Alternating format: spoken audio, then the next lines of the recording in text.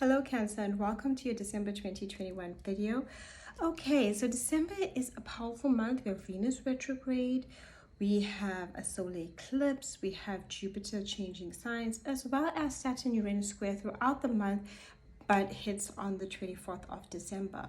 So let's talk about that solar eclipse that's happening on the 4th of December in your 6th house, joining the Sun and Mercury. Now Cancer, this is an opportunity to look at your health, mentally, emotionally, physically, your routine and work. And this is taking you into the next 6 months. So look at your work environment. Look at how you're feeling with your routine. Is it bringing you energy? Are you getting enough sleep, rest, all of those things? You might even have the opportunity to change something within these 6 months when it comes to your work. But also be careful when it comes to the health aspect. Make sure that you are taking enough time to work on the things that you want, as well as downtime, rest time, time to basically recuperate from all the activities and things that you need to do. And this is solely on your routine. If we're not getting enough sleep, if we're not eating healthy, this is the energy that basically blocks us. So use this energy to take care of your health so that you can be more productive and reach the goals that you want. On the 14th, we have Mercury moving into your 7th house, joining Venus and Pluto. This can bring soulmated relationships, karmic relationships. It's a very powerful transit. And Mercury will have you communicating with people, especially when it comes to the relationship aspect. And it makes you magnetic. You might even find that you're magnetic and you're drawn to other people in a magnetic way. That's that Pluto energy that has that pull where souls just connect.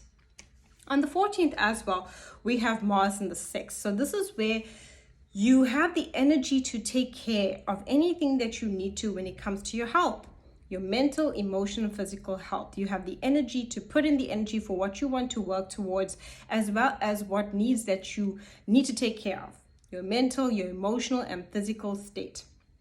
How are you feeling? How is your energy? You might even change things. Mars motivates like, oh, I need to cut that out. It's really draining. It's really taking away from my time and I can't utilize it. I need to cut that out of my routine. I need to add this to my routine. I might need to add meditation into my routine so I'm more productive. I'm feeling more grounded and more centered as I move through my day.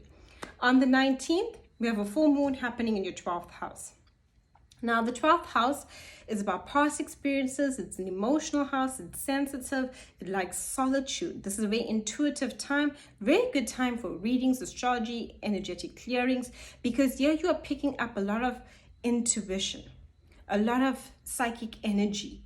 So that's why it's also good for clearing. And also you're releasing past experiences, past memories might come back. This is where we release our emotions with the full moon in the 12th. It's a big release. And so release of energy that no longer serves you is to allow for new energy to enter. But first you got to let go of old energy.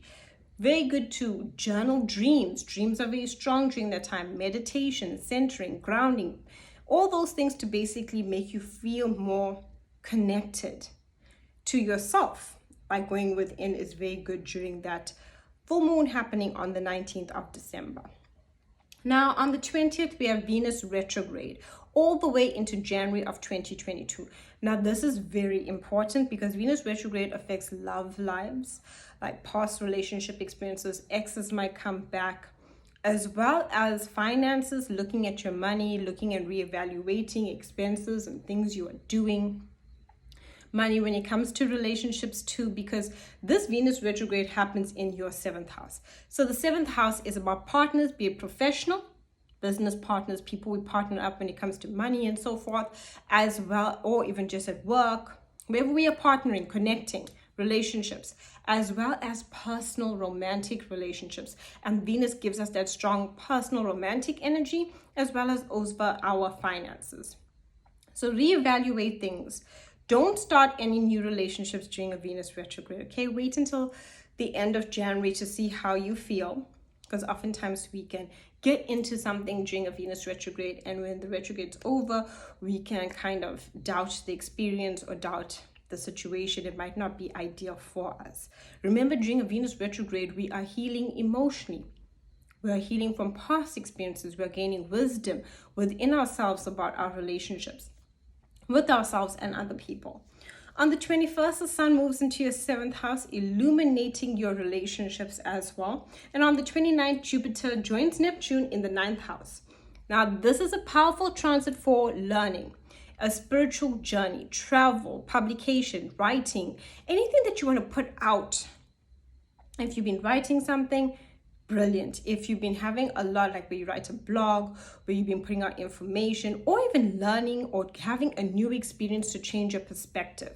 You see, the thing about the 9th house, it gives us experiences to change our perspective so we gain wisdom. It's a lot about higher education and learning. So anything that you want to do to evolve yourself, when it comes to your learning, Jupiter expands that for you. The wisdom and the clarity you get about yourself, about others, about situations. Your spiritual development really grows during this time. And then on the 24th, Saturn and Uranus have basically been squaring throughout the year, as well as in December. But it hits really on the 24th. And this wants you to break out of old patterns, anything that you want to break out of it, to set yourself free, different people.